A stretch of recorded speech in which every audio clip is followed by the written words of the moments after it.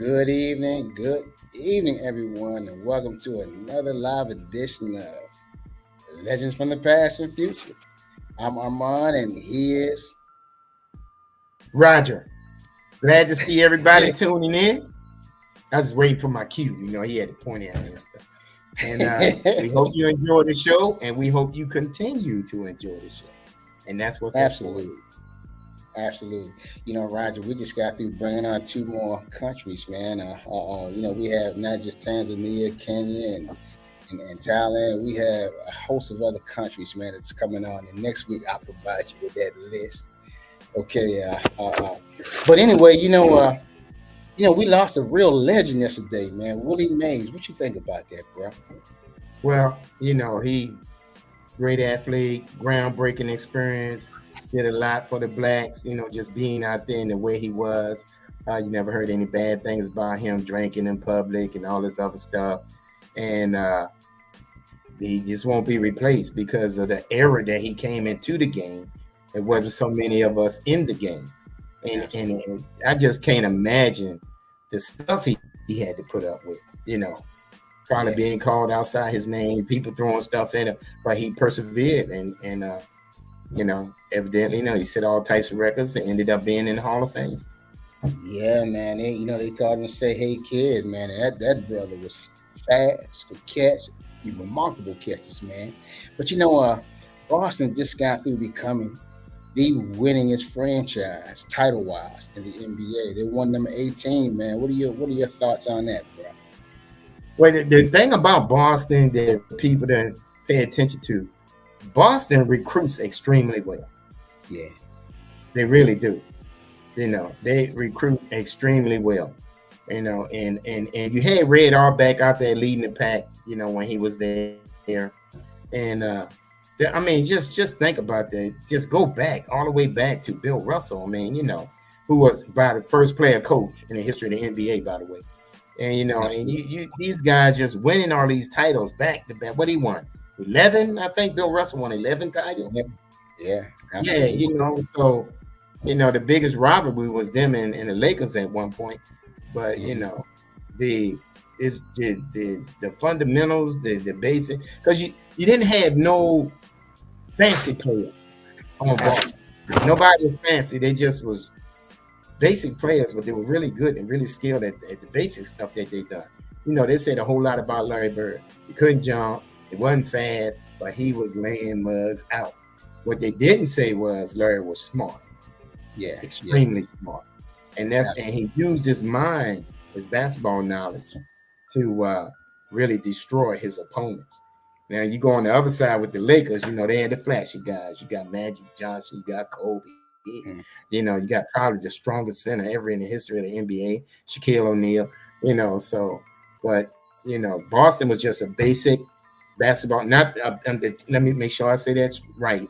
The team wasn't basic, but they was a fundamentally sound team, and it showed in the way that they played. Absolutely. Yeah. Well, we got a serious show. We got one of our own, Roger. Miss Ayanna Moo-Young, man. She's a extraordinary entrepreneur, 3-time award-winning book writer. She even does the tax lien thing, and we're gonna get inside her head to see what her strategies are. And she's here with us now, right? She's here, so we're gonna get ready to bring her on, Miss Ayanna Moo-Young. How you doing, Ayanna? Good evening. I'm doing well. How's everybody out there? Man, how you guys doing? We doing good. Yeah. It's good to see you guys. Since you like the barbecue without us and everything, it's good to see you after the barbecue. That was on. I said y'all can come. He's like, no. No. Hey, I'm not gonna. We just gonna send them. No. He said we just gonna send them pictures. We just gonna send them pictures, and that's what he did. That's what he did. He's petty. He's a petty guy. I've come to find that out the hard way. Well, Yeah, he Ayanna, we're gonna dive right into it. Before we get to Okay. all that you're doing, right? We're gonna just tell us a little bit about yourself. Where were you born and raised?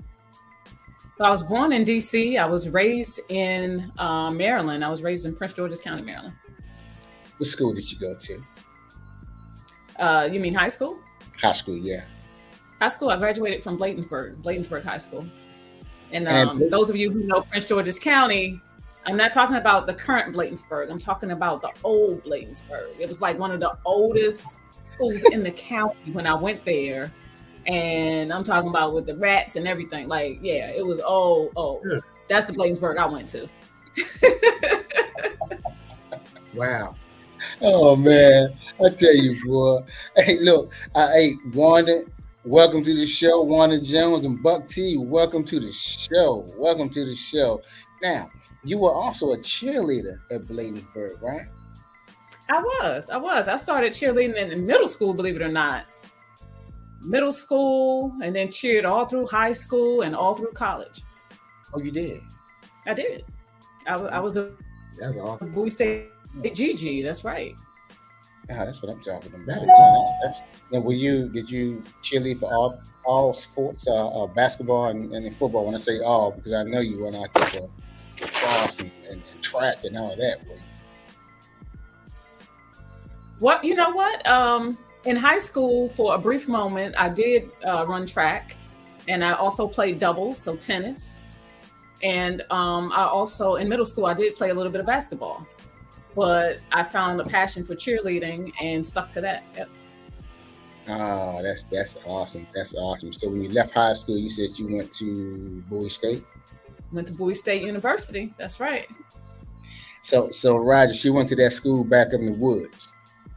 Oh yeah, back then it was back in the woods. Now you go around there, you don't recognize the place, but back then it was definitely back in the woods. Yeah, you had to go by the horse racing track to get to it.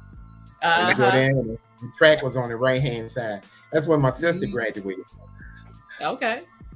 Wow. Yeah, she's good. I think y'all Back then, all the things that you see out there now, like the shopping center and all that stuff, none of that was out there. We had a CVS and McDonald's. I think the Burger King might have been there, maybe a 7-Eleven. That was it. And so when you come back late at night from partying or whatever, those roads were so dark and you might be so afraid to get through there. But, you know, we made it. We made it. Man, that's awesome. Yeah, absolutely. And your degree was in what now? My undergraduate degree is in sociology with a concentration on criminal justice. And then I went back 5 years after my undergraduate degree and got a graduate degree in counseling psychology. Psychology, right? Counseling psychology. That's why she could explain why you. That's why she could explain why you so petty.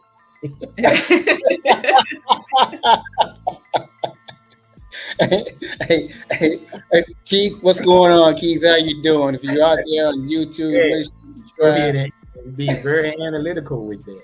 That's why she could. She probably could help you with that too. So. Yeah, I think I can. You know, for a fee though. I don't do it for free anymore. For a fee.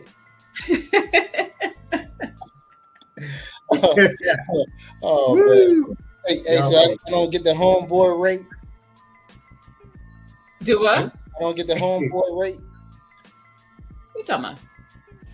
I mean, you said full price now. Hey, full price. That's right. Yeah, because you know people don't value things they don't pay for. I don't want to be telling you, you know, giving you things to coaching you through, and then you come back 2 weeks later and haven't done anything. You know, I don't have time for that. I'm busy. Hey, look, hey, Vanessa, make them pay. To the show, and Keith just threw you some love, Rod. You said welcome back. They miss you. You know, hey, that brother needs some help using the computer. I just want y'all to know that. All right, look, that's what it is. I got my tech guy here now. Tech guy, he back in his room. That's what I call my grandson. He mad at me because we had a major discussion about what his next college he gonna go to. He didn't want to listen. So I told him, I said, I'm going to bail out with my finances then. Well, let's go ahead and dive into Miss Ayanna Moo-Young's head, okay?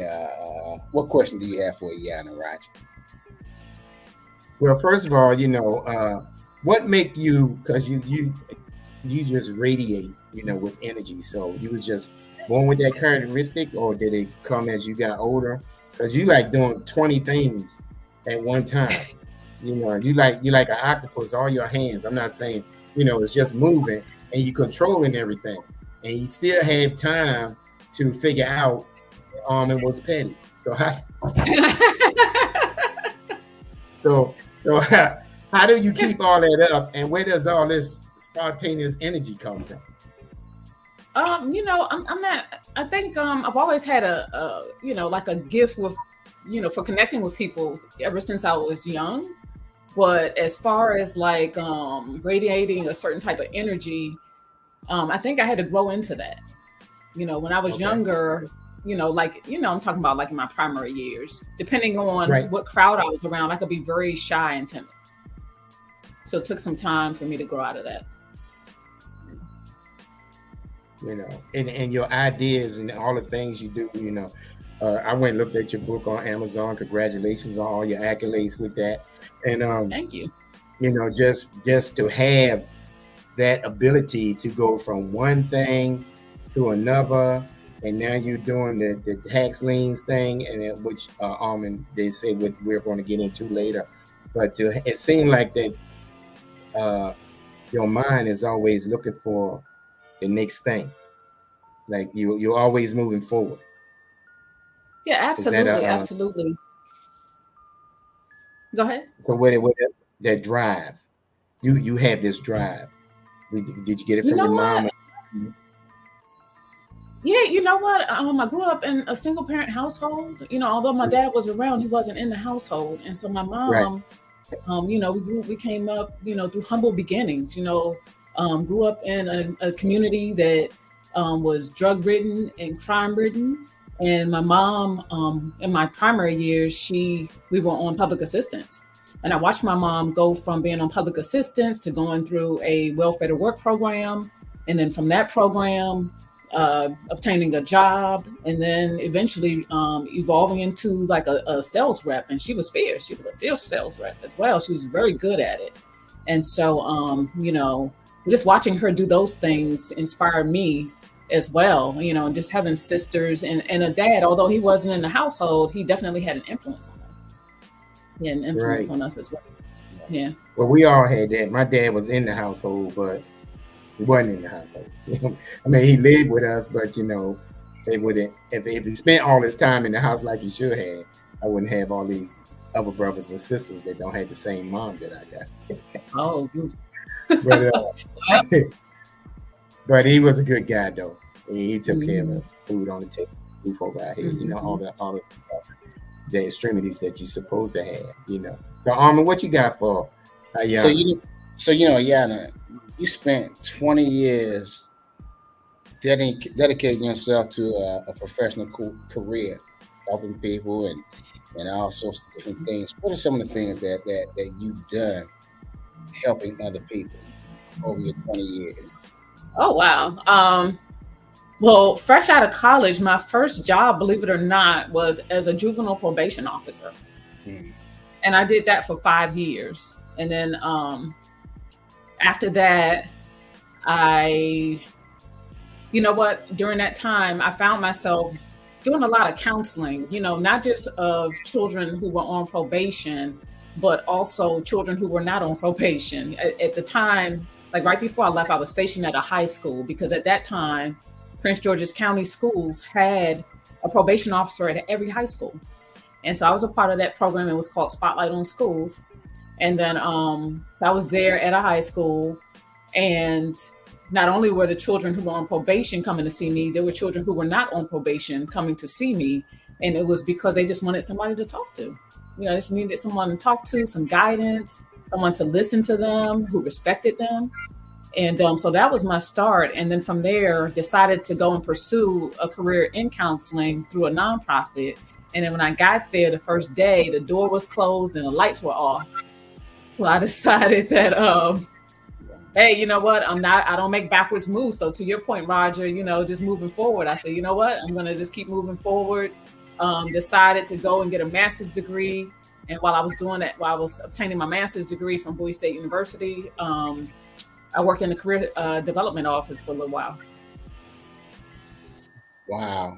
After that, after graduate school, that's where I really entered education, like as an employee of the school system.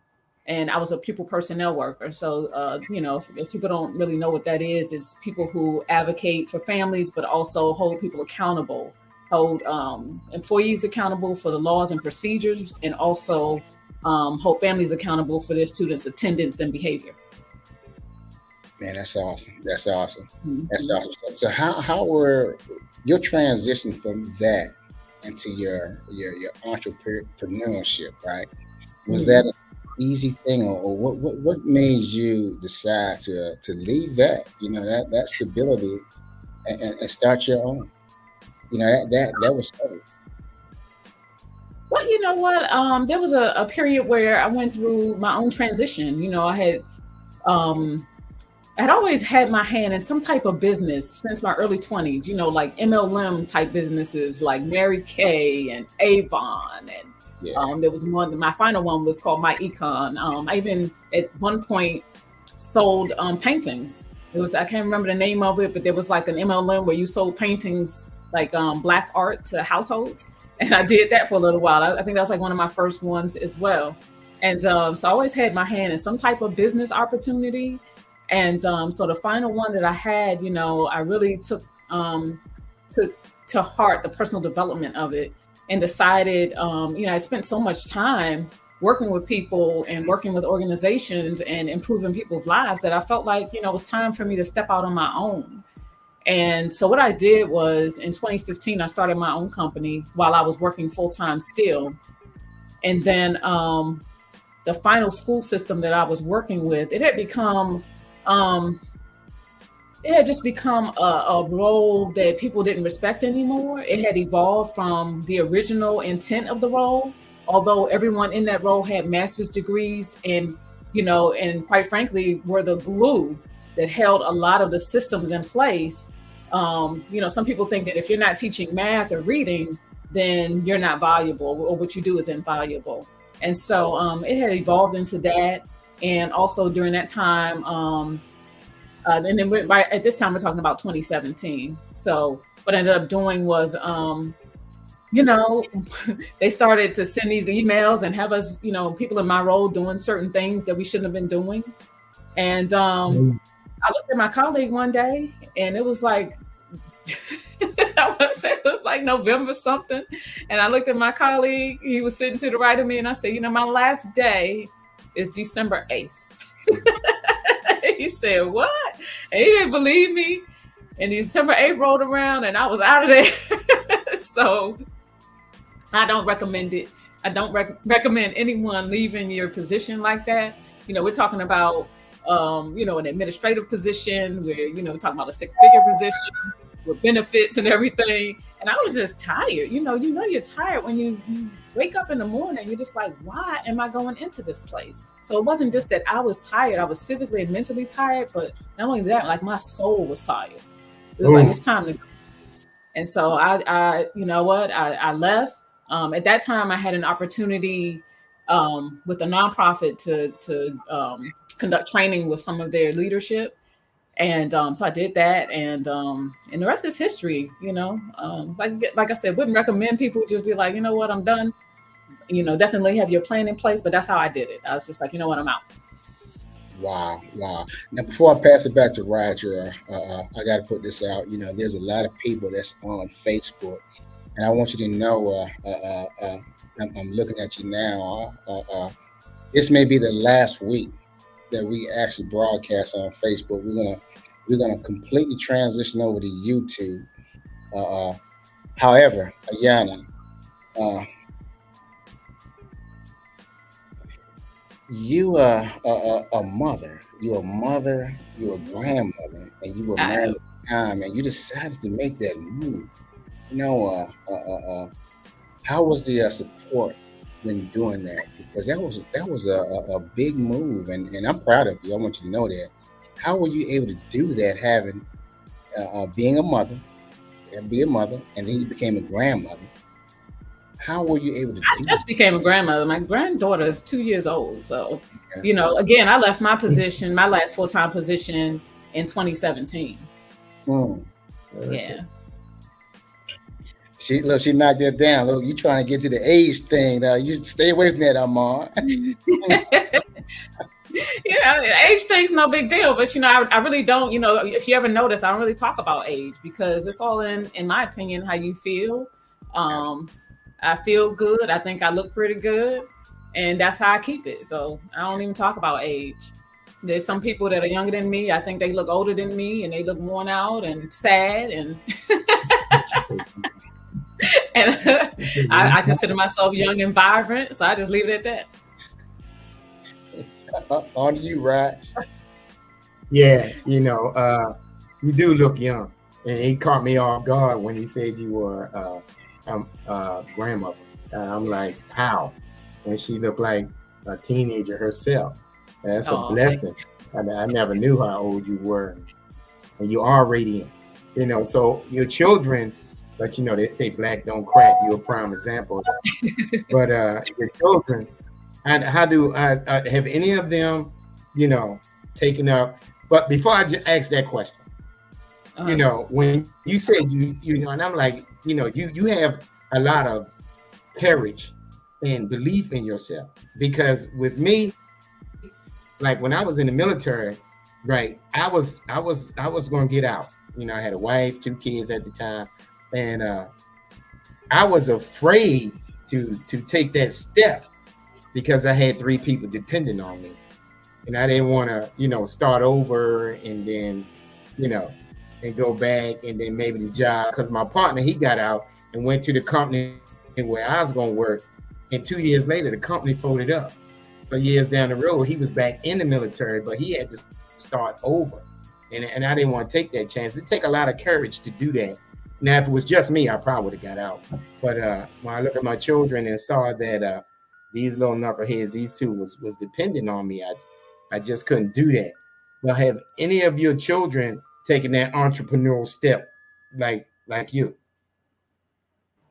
Oh, they all have that mindset.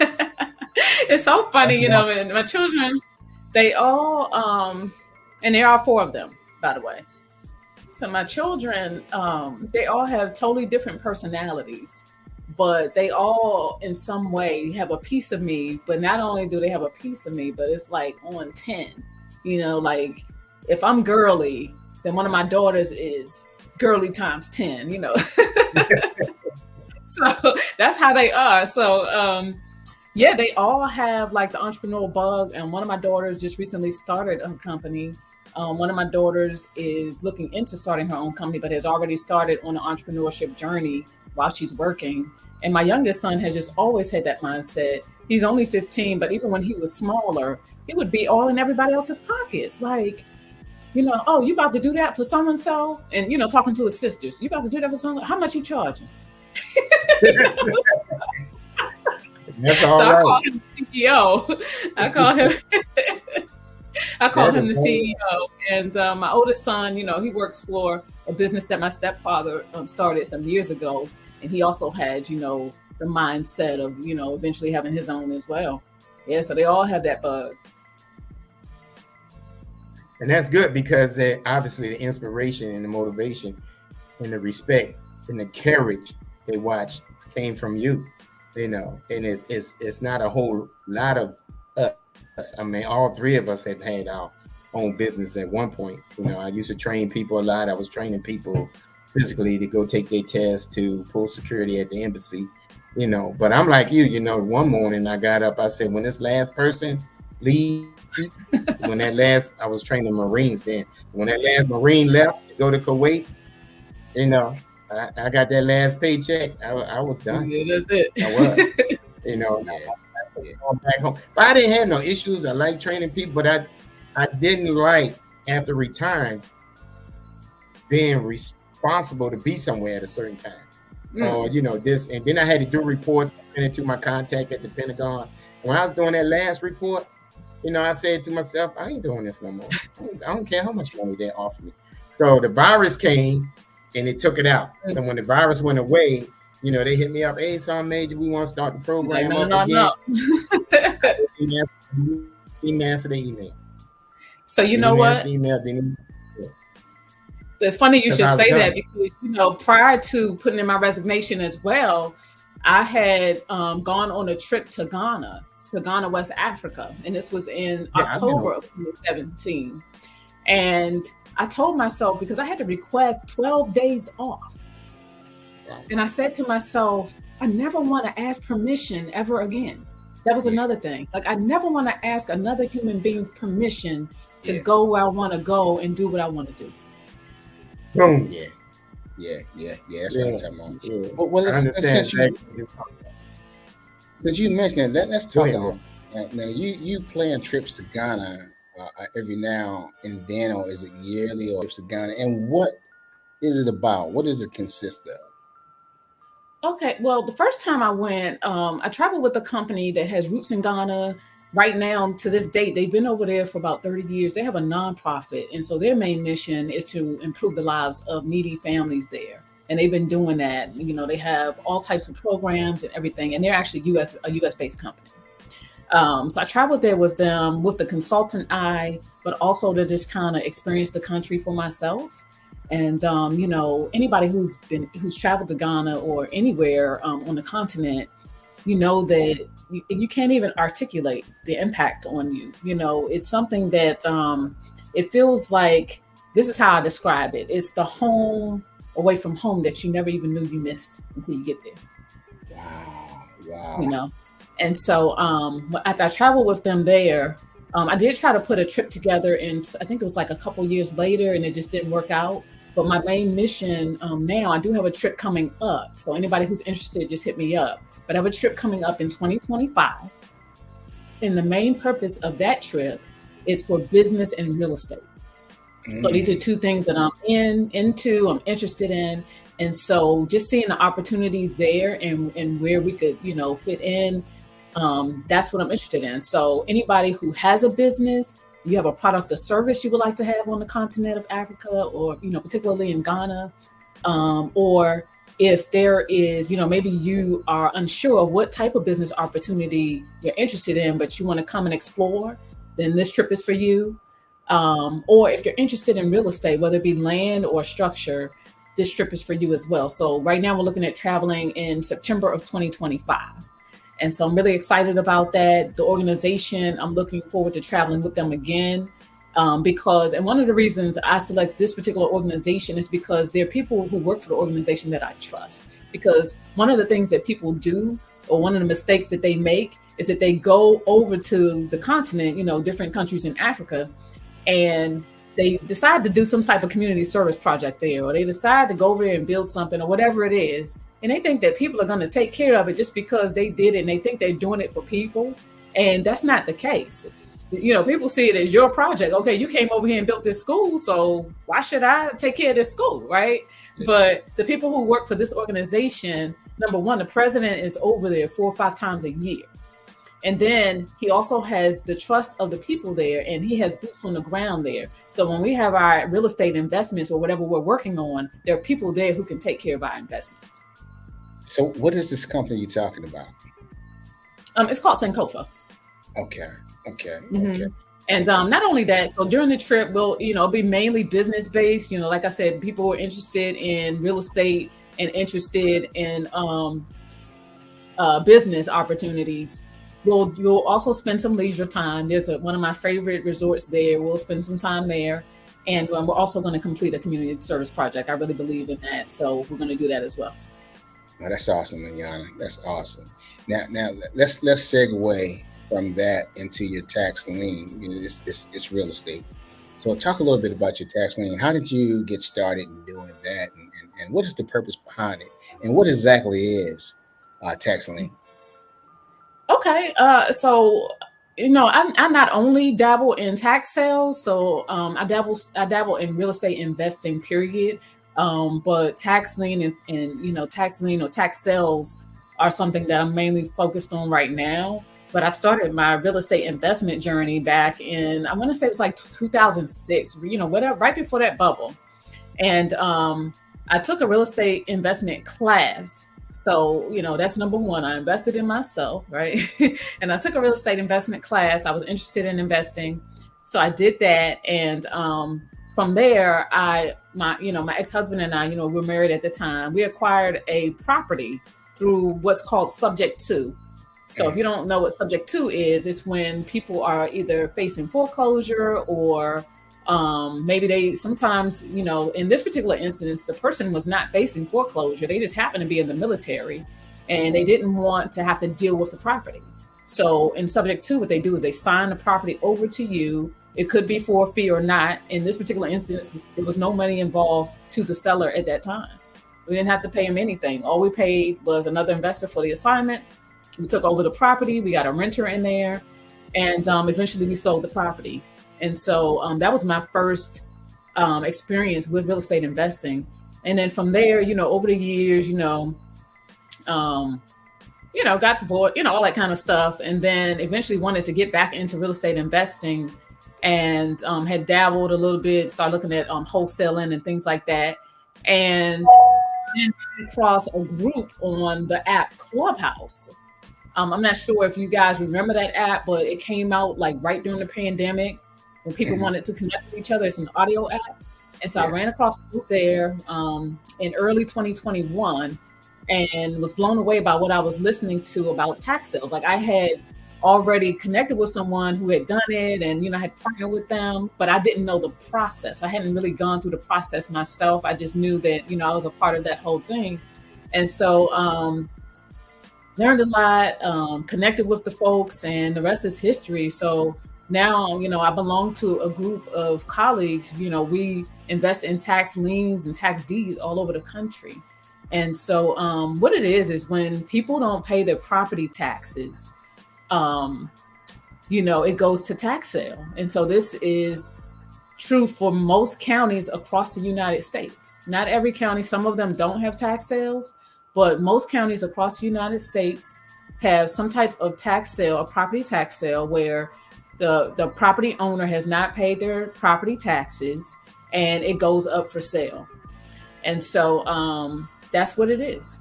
And so, and I know people have some apprehension around that, like, oh, you're taking somebody's property. But guess what? If an investor doesn't come in and buy it, a lot of times it goes to the county anyway. Mm-hmm. So it's another way to acquire real estate for pennies on the dollar. And so, that's what tax sales are, essentially. Wow. And you've been doing that for how long? It's been about 4 or 5 years, about 4 years. That's awesome. I mean, you're like really being into it. Like I said, before I had a partner, but I just did, I wasn't really familiar. I didn't familiarize myself with the process at that time. But now, I'm very familiar. I actually consult people and do all kinds of stuff with it now. Wow.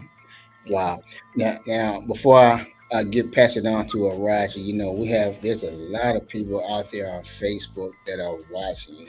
I'm looking at you.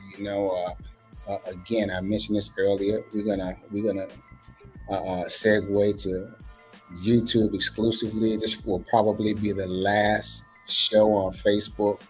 We're going to stay on YouTube, but I'm glad you're here. I even see a partner of mine on here, and you can support it by tapping those stars, 200 stars, hit 200 stars and send it to the Legends from the Past show. What you got, Roger?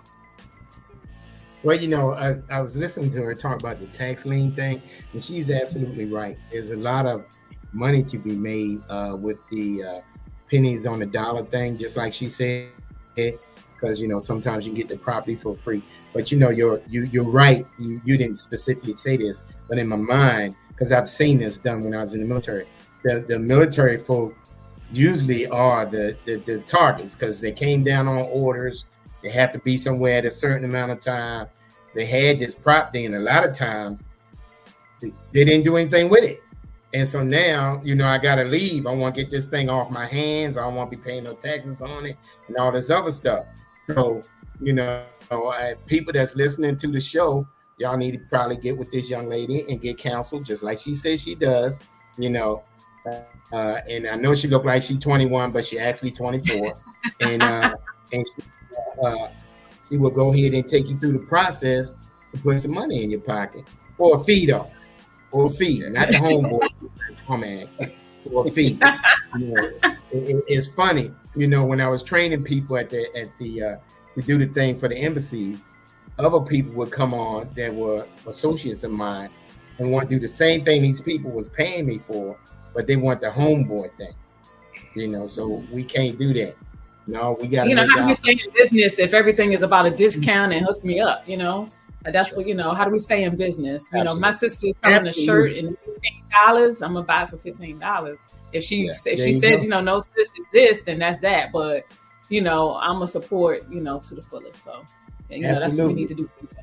That's good. While we was going through this and listening to all your accomplishments and everything, and really enjoyed the part about your children, how they got involved, and especially the young guy. He probably gonna be a millionaire, 15-year-old, because he's inquiring now, and when people tell him stuff, he's locking it in. He's 15 now, but when, from a little thing, he used to be asking, "How much you charging for that?"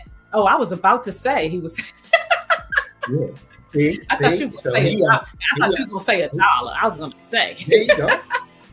He already in the game, and it's already good. So now that we've been to, I went to Ghana too, but I went with the military. We went over there to train those guys.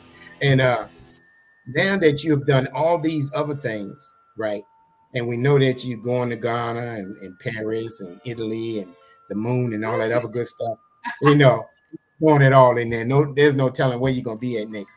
So what's next for Miss Ayanna? What's next for her? You got all these other things going on. What's next for you? I'm constantly growing, and so one of the things that I'm doing right now that I should have done some time ago is just automating, more of my businesses. So, we talked about the tax sales and the real estate things I'm doing. Again, I don't just do tax sales, I do wholesale. I have a whole a one-stop shop for investors. I can send people out to take picture and video of property. We can research for people property, just all these things. I have access to lending, construction crews, all the things that people need when they're coming into real estate investing. And so I'm scaling that with a group of my colleagues. I'm working on that. I'm also scaling, one of the things we haven't spoken about yet, but I guess we'll get to, is my book writing process. Scaling that. And I recently got involved in the wine and spirits industry. And so something I'm enjoying, something I'm doing. And so just looking to grow in all of those areas and see where it takes me. I do have, I tend to keep lofty goals. And so I'm just, learning and growing, and each and every day learning something new. Yeah. It's a blessing to have her. You definitely growing. She is, man. She's something. And I'm gonna tell you, man. She on point. She talked about. Let's talk about your book thing, though. Let's get to the book thing. Hey, before you get to the book thing, Rodney Bradford, thank you for the star. Thank you for the support, bro. I appreciate that. We appreciate that. Let's keep the stars coming. Go ahead,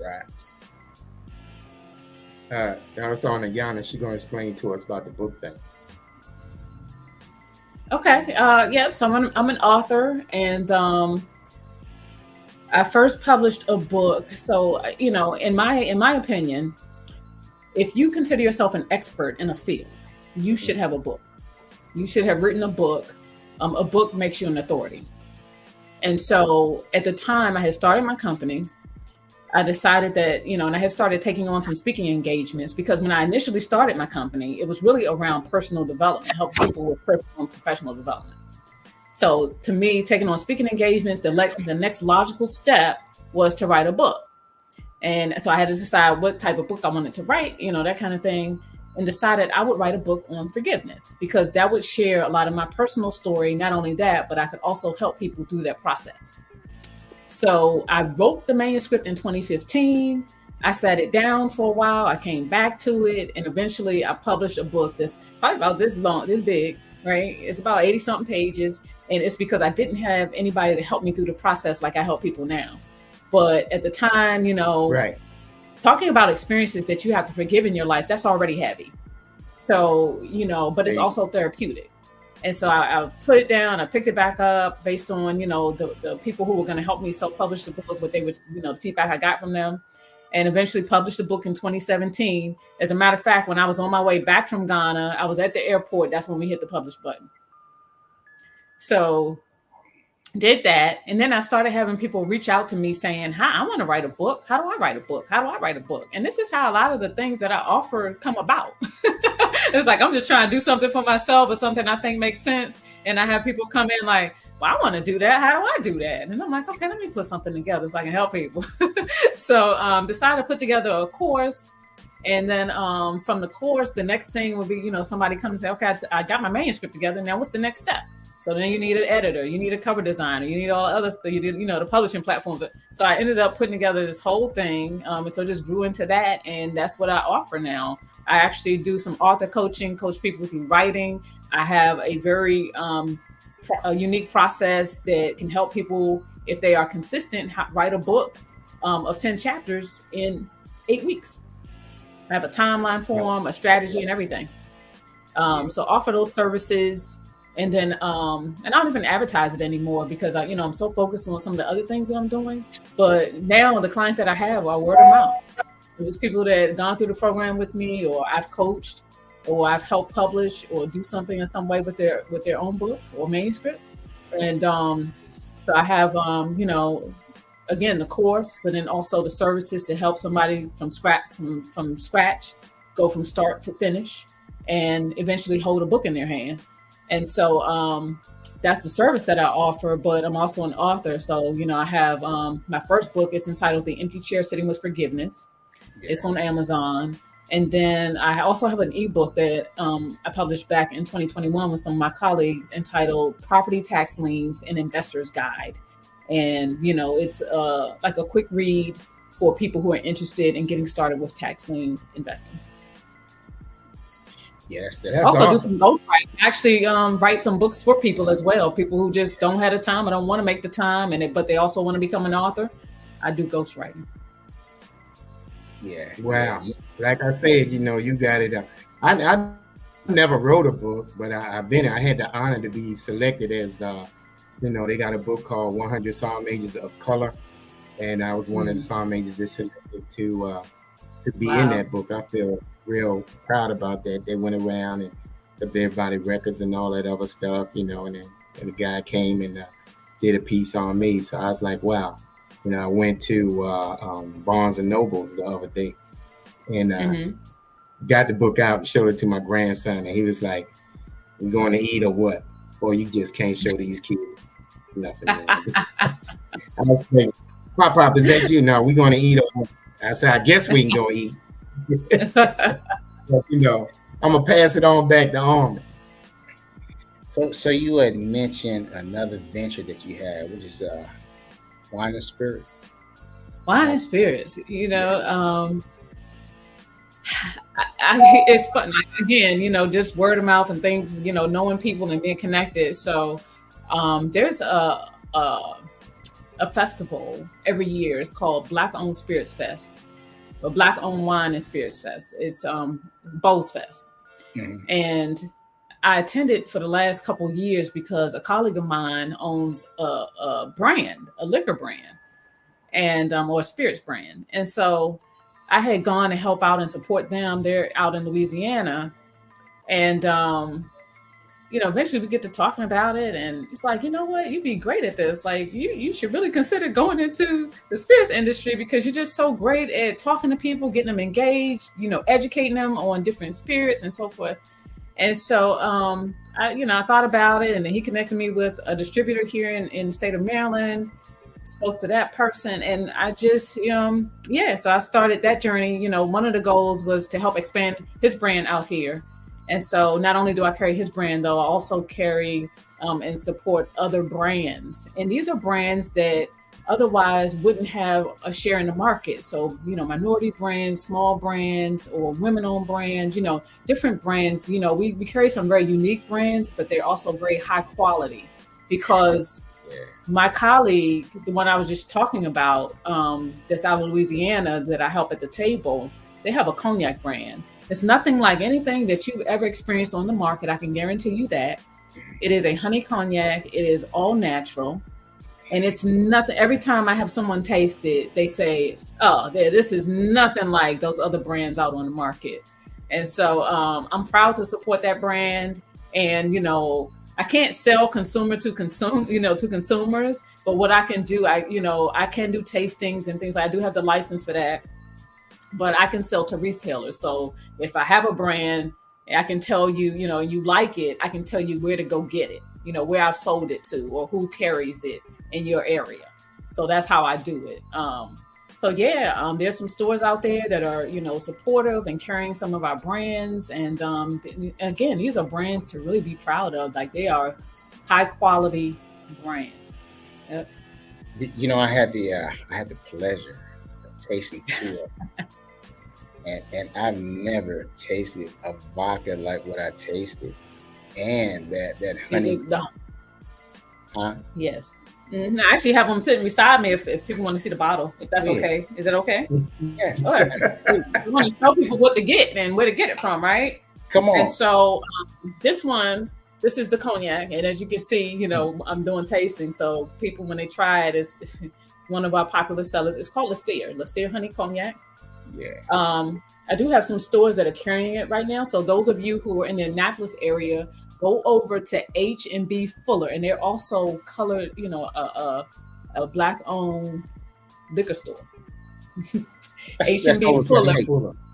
Yeah. H&B Fuller. Yep. They carry LeCire. They actually carry 3 of our brands. So they carry LeCire Honey Cognac. And again, I would not steer you wrong. I would not steer you wrong. So how much you drink? No. Listen, when I say I do a taste, it's just a taste. I can't give people full. We're at a party, and that's different. But he just had a little sample. Hey, stand down, Lenny. Stand down. I said, how much did I want to drink? So this is the honey cognac. So go over to H&B Fuller. If you're in the Waldorf area, go to the wine shop. They carry it, and I have a couple other stores that are carrying some of our brands, but those are the ones that come to mind. If you're in the Ellicott City area, go to Petite Cellars. They have it as well. So again, premium brand, nothing like any cognac. And if you're not a cognac drinker, so let me say this too. If you're not a cognac drinker, I'm not either. I'm a lightweight. I drink wine most of the time, and most of the time it's in social situations. So I'm not even drinking every day or nothing like that, and not even every week. I can drink this cognac because it's so smooth, and again, it's all natural ingredients. It's extremely smooth, so you won't go wrong with it. Okay. Another brand that they carry, and you're gonna love this bottle. It's so sexy. It's called Foudre. Yeah. It's shaped like a lightning bolt because the word Foudre is a play off the French word for lightning. So it's a sexy bottle that looks great on your bar, but not only that, it is a premium, very smooth vodka. It's a woman-owned company, and that particular founder, they've been in business for quite some time, and it's infused with fruit, so it's very aromatic. It has a nice fragrance to it, and it's infused with pomegranate, kiwi, leche, ginger. Yes. Go to H&B Fuller. They carry it. H&B Fuller carries this. It's called Foudre. Let me put it up to the camera a little bit. Foudre. Foudre. Foudre. Go ask H&B Fuller. Yeah, go ahead. You don't even need ice with that. You can just pour it and drink it straight. That's both of them. And it's smooth. You can and again, you're talking to a lightweight. I can handle both of these. And Foudre. So I told you that LeCire is all natural. Foudre, it has a very unique post-distillation process that removes free radicals from the product. So if, after a night of, getting it in, you don't have those same effects on your body. Yeah. So, a lot of our brands that we carry are organic or have some type of, of course, if you drink too much, if you do anything too much, it's too much, right? So everything in moderation. That's right. But a lot of our brand, we have a vodka brand that's made from beets. It's called Wisher. Yeah. So Yeah, definitely. Support that, support those stores that I mentioned. I know there's some other. If you're over there in the Arundel Mills area, go over there to Ridge Wine and Spirits. They carry it as well. They don't have the Lacier yet, but they do have Foudre, and they carry one of our tequilas that is organic. So go and support them as well. Yeah, so there are quite a few, and hopefully I'm not missing anybody. I'm shouting out some stores here, trying to give you different areas. If you're from this area, go here. If you're from that area, go here. But if you're down there in what is that? St. Mary's County, go to Vino's. Vino's, they don't have the Lacier just yet. That's coming, but they do carry a rum that we have called Dumas, which is from a husband-wife team, and they're carrying the Foudre. Yep. Wow. So not to put you on the spot, Darlene, but one more time, Ayanna, let Darlene know where she is. Let Darlene know what? Where she can purchase the products. Where you located, Darlene? Put it in the chat. Is she in Annapolis? She's in Annapolis, I think. Yeah. So she. Go to H&B Fuller. H&B Fuller. Yeah. It's off of Bestgate. Awesome. They have a few bottles, so I can tell you, some of the stores that that I told you about, they start out kind of small. They kind of want to test the waters, right? So they're going to test the waters. They're going to see how it goes. So they have a limited number of bottles. So go over there, sell them out. H&B Fuller. They have Foudre. They have Lacier. Lacier is on back order right now, so there's only a few stores that carry it.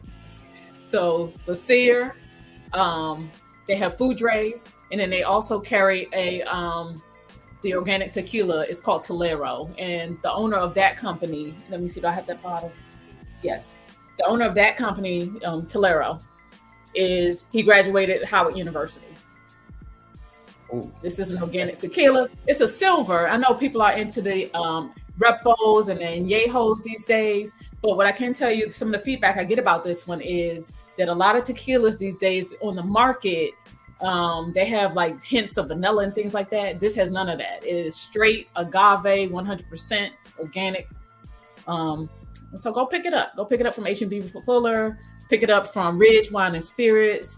Again, go down to the wine shop in Waldorf. They carry some of our brands. Vino's and St. Mary's, they carry some of our brands. And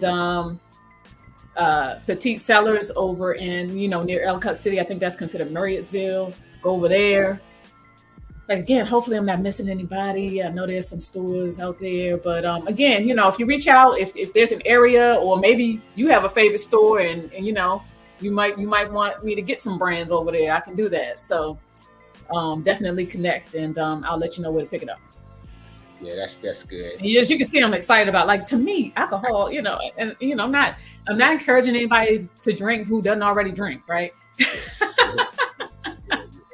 But talking about it, and it's something I never thought, if you read my book, right? Yeah. So this is a good point. If you read my book, The Empty Chair Sitting with Forgiveness, I have a forgiveness piece around somebody who was an alcoholic in my family. So, I'm not promoting alcoholism. It's a very serious disease. However, people are already drinking. Like I said, do things in moderation. And a lot of minorities are shut out of the industry. So that's why you need distributors like the distributor I'm working with. That's why you need stores to help purchase and promote our brands, because we get shut out of the market share.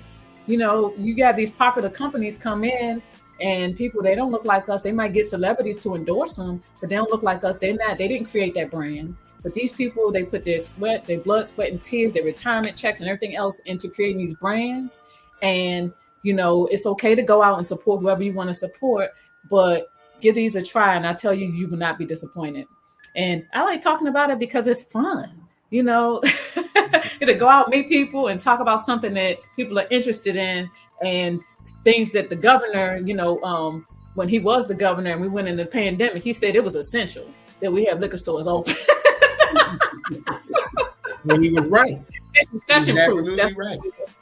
Yeah. Yeah. So, hey, Roger. So you know what Darlene said, based off of Ayanna's information, that she's going to a birthday celebration, and Ah, that would be a nice birthday gift. yeah. I Go think. on over to H&B Fuller. Tell them Ayanna sent you. Go talk to Miss Betty. Yep. Wow, wow.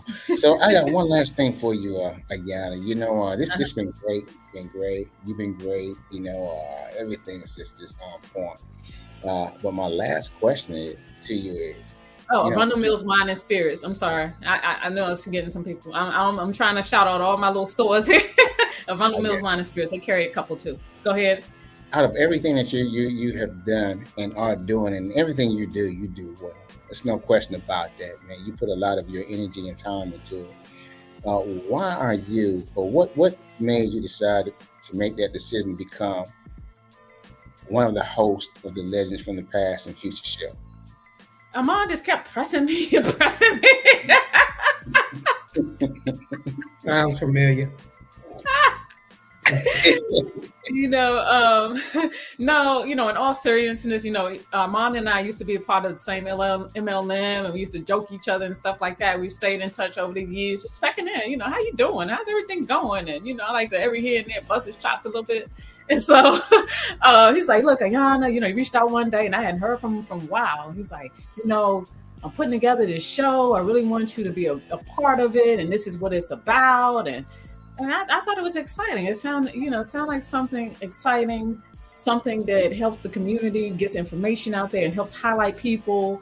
The name for it, the name of it speaks for itself. And so I thought it was great.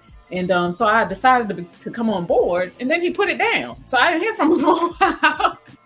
Then he tried to circle back. And I was like, I don't know now. I was excited at first. I didn't hear from you. I don't know if I want to do it.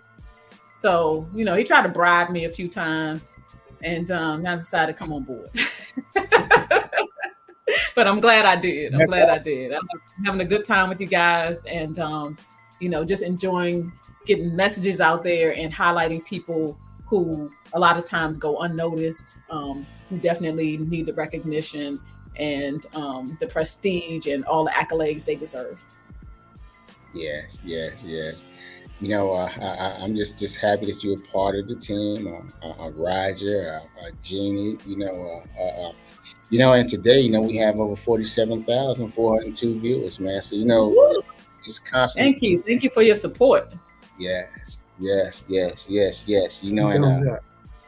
the subscribers, are really, it increases every night. So right now we're looking at 1,271 subscribers. So awesome. That's awesome. We're growing. Roger, do you have one last thing you want to say to Ayanna before we get out of here? Yeah, but I can't say it on TV. No, I'm just joking. But anyway, it was because I met Ayanna through here, and it's really great. You're a great person.